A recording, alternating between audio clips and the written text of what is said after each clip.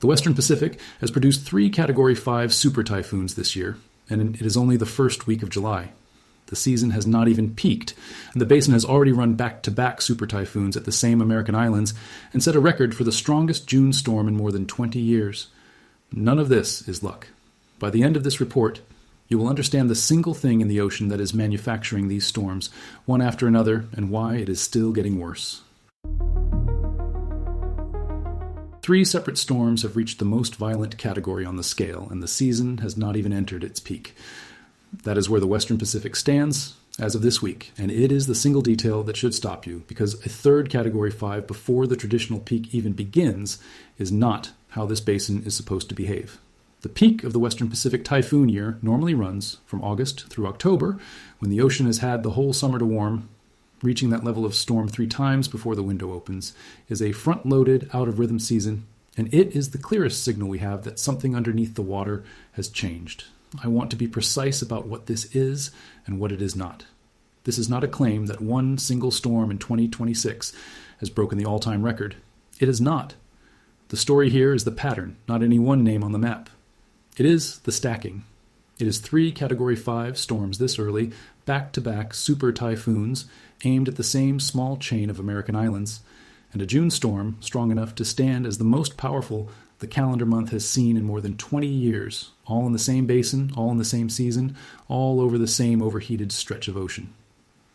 When you line those events up next to each other, the coincidence explanation falls apart. A single record storm can be luck. A season that assembles this many extremes this early cannot. What ties them together is not chance. It is the ocean, and the ocean this year is being loaded with heat by a rapidly strengthening El Niño.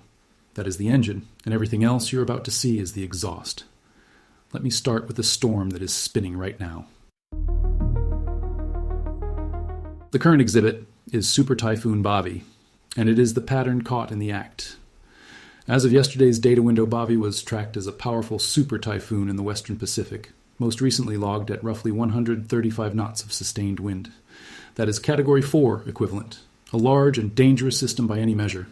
But the number that matters is where Bavi was earlier in its run, because at its peak, this storm reached high-end Category 5 intensity, with sustained winds in the range of 160 to 180 miles per hour and a minimum central pressure near 901 to 910 millibars. Those numbers place Bavi among the most intense storms anywhere on the planet so far this year. And here is the detail that connects it straight back to the season. Bavi is the 3rd Category 5 super typhoon of 2026 globally, and it reached that intensity in early July. Early July is the front end of the season. Storms of this caliber are supposed to be an August through October phenomenon, when the ocean has had the whole summer to warm. Bavi got there weeks ahead of schedule, and it got there because the ocean was already primed to take it there. The way Bavi intensified is as important as how strong it got. This was not a storm that crept up the scale over a week. It ramped hard and fast, the way the storms in this season keep ramping. That behavior, the sudden explosive strengthening, is the fingerprint the whole season keeps leaving, and it points to a single cause underneath. A storm can only intensify that quickly if the water it is sitting over is willing to keep feeding it, hour after hour, without cooling off underneath. In the Western Pacific right now, the water is more than willing. Consider what it means for a storm to jump from a middling system to high-end Category 5 strength in the span of a couple of days. Every hour of that climb, the storm is pulling heat out of the ocean and converting it into wind. For the winds to keep accelerating instead of stalling, the ocean has to keep delivering, and that only happens when the warm water is not a thin skin at the surface, but a thick reserve that the storm cannot exhaust. Bavi found that reserve. So did the storms before it. That is the tell, and it is the same tell every time, which brings us to the people who happen to be standing directly in Bavi's path. Bavi's track carried it toward the Northern Mariana Islands, and this is where an abstract pattern in the ocean turns into a threat to United States soil. The chain includes Guam, Rota, Tinian, and Saipan, all American territory, and roughly 200,000 Americans live there. About 153,000 of them are on Guam, and about 47,000 more are spread across the Commonwealth of the Northern Mariana Islands. Typhoon warnings went up for the islands. A state of emergency was declared. Readiness conditions were escalated as the storm closed in. Understand the geography, because it is what makes these storms so dangerous to the people who live under them. These are reef-fronted islands. They are small and they are low, and there is no interior to flee to. When a hurricane threatens the mainland United States, people can drive inland, away from the coast, out of the surge zone. On Guam, on Saipan, on Tinian, there is no inland. The entire island is the coast. You cannot outrun the water because there is nowhere to run to. The hazard figures that came with Bavi's approach reflect that exposure. Forecasters were warning of rainfall totals of 12 to 20 inches, seas building from 25 to 35 feet and climbing toward 40 feet near the center, and life-threatening surf and coastal inundation washing over reef flats. That is a storm capable of rewriting the map of a small island in a single night. And the reason a storm this violent was bearing down on this particular chain is not random targeting. It is the season doing what this season does. And to see why that is so alarming, you have to know what happened to these exact same islands just a few weeks ago. In April of this year, a super typhoon named Sinlaku hit the Marianas. Sinlaku was not a marginal storm. It reached roughly 180 miles per hour, with a central pressure near 888 millibars, and it crippled Saipan and Tinian. Homes were destroyed. Infrastructure was torn apart. Those islands were still rebuilding. Still tarps on roofs and crews in the street rebuilding, when Bavi turned and put them back in the crosshairs only weeks later. Sit with that for a moment, because the statistics on it are brutal. 2 super typhoons threatening the same tiny island chain in a single season is a punishing outlier. These are not large land masses that catch a lot of storms by sheer size. This is a handful of small islands in a wide ocean, and the atmosphere managed to aim 2 of the most violent storms on Earth at them within the same year. For a population that already has no option to evacuate inland, being hit once is a catastrophe. Being lined up for a second strike while you're still digging out from the first is something close to unthinkable. And yet it fits. It fits the season perfectly.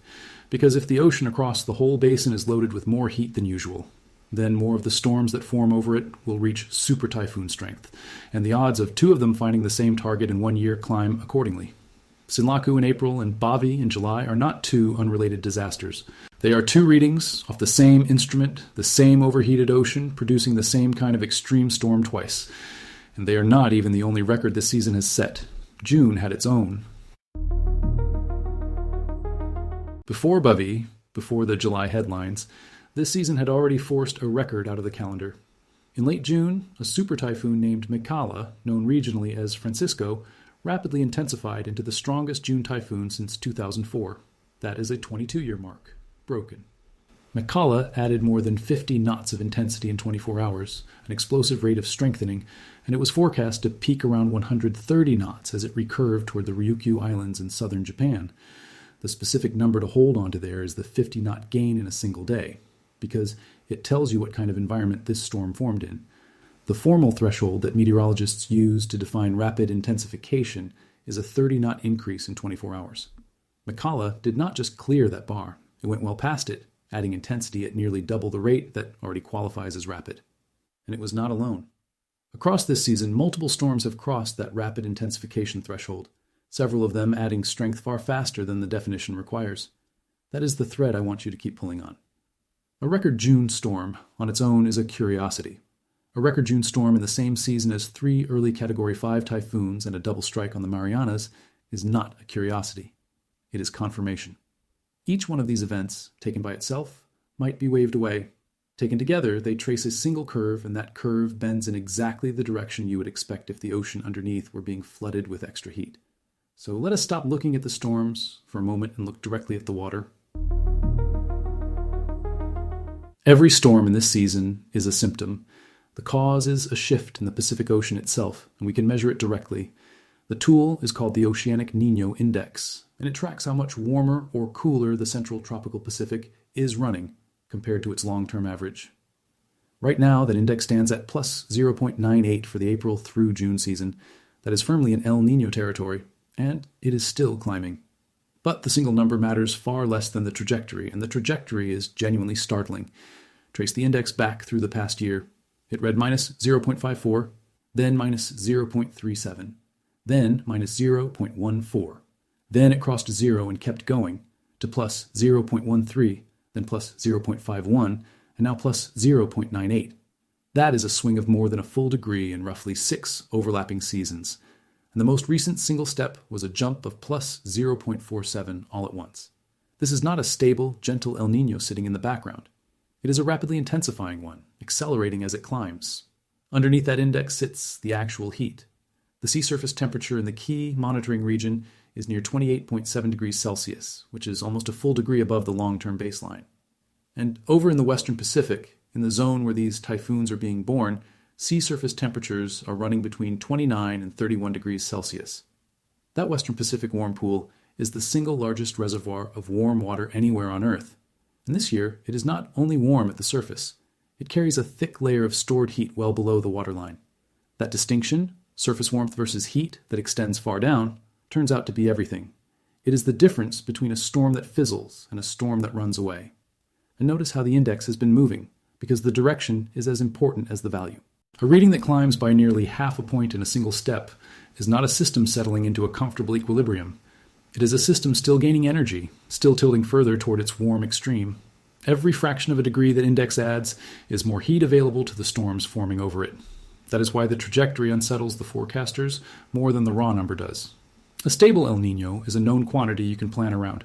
A surging one keeps moving the target, and it keeps moving it in the direction that favors stronger storms. Warm water is the fuel a tropical cyclone burns, but the reason this season's storms keep exploding in strength comes down to how much of that fuel is available and how far below the surface it reaches. Here's the mechanism, and it is worth walking through because it explains the entire season. A powerful storm does not just sit on top of the ocean, it churns it. The winds drag the surface around and pull cooler water up from below, a process called upwelling.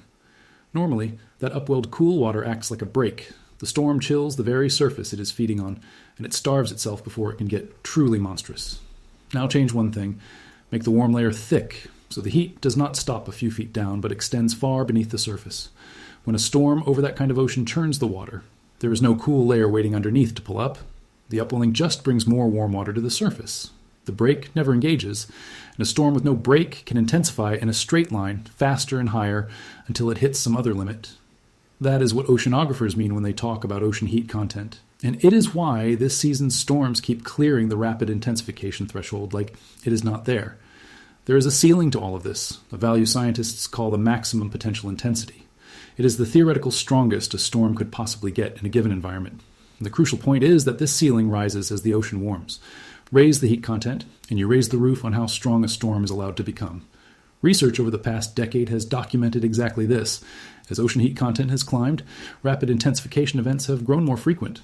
So, when you see 3 early Category 5 storms and a record June typhoon, you're not seeing bad luck. You are seeing a warmer ocean cashing out its higher ceiling. And this El Niño is doing something on top of that warmth that makes it worse. El Niño does not just add heat. It moves where the storms are born, and that relocation is a force multiplier. In an El Niño year, the region where Western Pacific typhoons form tends to shift eastward and southward, farther out over open ocean and away from the Asian coast. A storm that forms farther from land has more room in front of it. It has a longer runway of warm water to cross before it runs into a coastline or into hostile upper-level winds that would tear it apart. More runway means more time, and time is what a strengthening storm wants most. Given extra days over open, warm water with a thick heat reserve underneath, a storm can keep working, keep organizing, keep intensifying until it reaches heights it never would have reached if it had formed closer to shore and run out of ocean. This is why the signature of El Niño years is often not more storms overall, but stronger ones, longer-lived, more intense. The count may not rise, but the ceiling does, and the storms that reach that ceiling are the ones that make history. Layer that on top of the warmed baseline, and you have the full picture of this season. El Niño is a natural cycle, one the Pacific has run for as long as we have records. But in 2026, it is running on top of a long-term warmed ocean, and the two effects stack.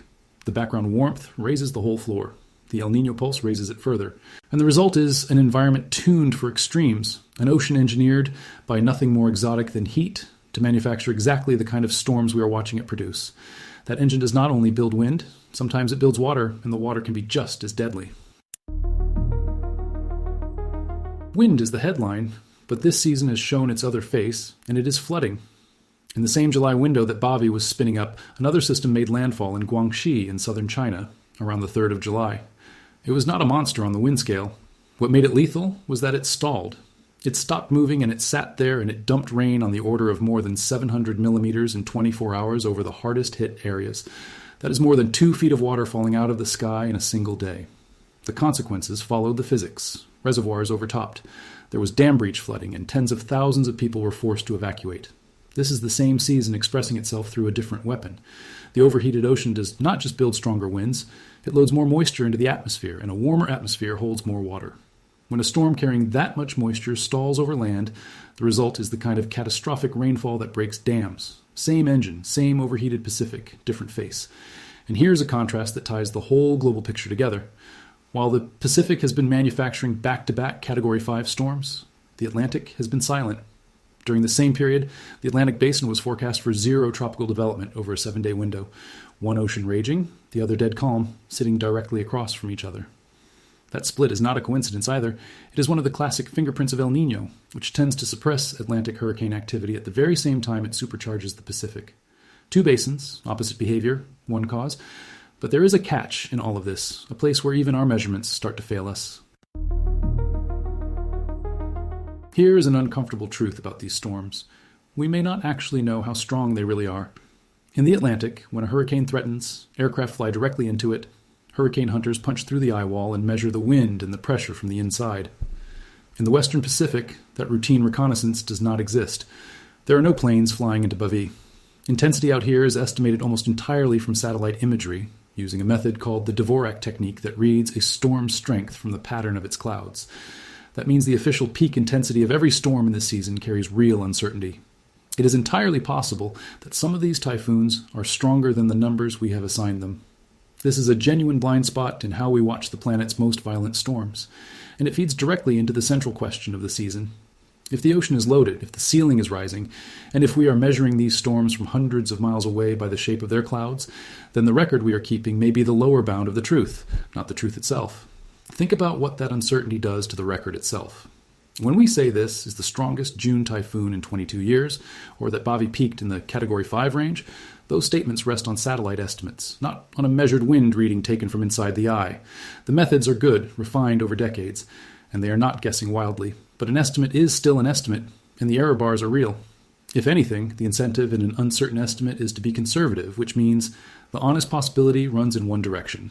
These storms may be at least as strong as we say, and some may be stronger. In a season already producing this many extremes, that is not a reassuring place for the measurement to be. This is also where I want to head off a claim you may have seen circulating online. The idea that these storms are somehow being steered or engineered by human technology, or that their true strength is being deliberately hidden. The engineering claim collapses on the physics. A mature typhoon releases heat energy on the order of 10 to the 14th to 10 to the 15th watts, continuously. That is many times the entire electricity output of human civilization. And no facility on Earth comes close to the energy budget you would need to build, power, or steer a system that large. Storm tracks are set by planetary-scale winds, not by any machine. The hidden strength version, though, contains a real kernel worth respecting, and it is exactly the measurement gap I just described. It is not concealment. It is that we simply cannot fly into these storms, so our numbers are estimates. The honest reading is not a cover-up. It is a limit on what we can see. So where does this leave us? The most defensible reading of the 2026 data is that the Western Pacific is being loaded, not getting unlucky. A rapidly strengthening El Niño has arrived over a warm pool that was already carrying a heavy store of heat, and the combination has built an environment where storms intensify faster and peak higher than a normal year would allow. The evidence is not any single storm. It is the stacking of them. 3 Category 5 typhoons by early July, 2 super typhoons at the same island chain, and a record June storm all over the same water. The reason this matters going forward is that the fuel supply is still rising. The El Niño index is still climbing, not leveling off. The warm pool is still loaded, and that means the season likely is not finished writing its record. Watch 3 things in the weeks ahead. Watch the oceanic Niño index, because as long as it keeps climbing, the ceiling on storm strength keeps rising with it. Watch the Western Pacific warm pool and its heat content, because that is the tank these storms are drawing from. And watch the Marianas and the other populated islands in the Genesis zone, because in this ocean, a tropical storm can become a Category 5 in a matter of days, and the people on those reef-fronted islands have the least room and the least time to react. The open question underneath everything is simple and sobering. If this many extreme storms have already come out of the Pacific with the El Niño still strengthening, how much stronger does the rest of this season get? And how strong can a storm coming off this ocean actually become before it reaches people who have nowhere to run? We are watching a live experiment in what a warmed, El Niño-charged Pacific can manufacture. The next reading of the ocean and the next storm that forms over it will tell us more. Until then, the safest assumption is the one the water keeps confirming. The season is not done.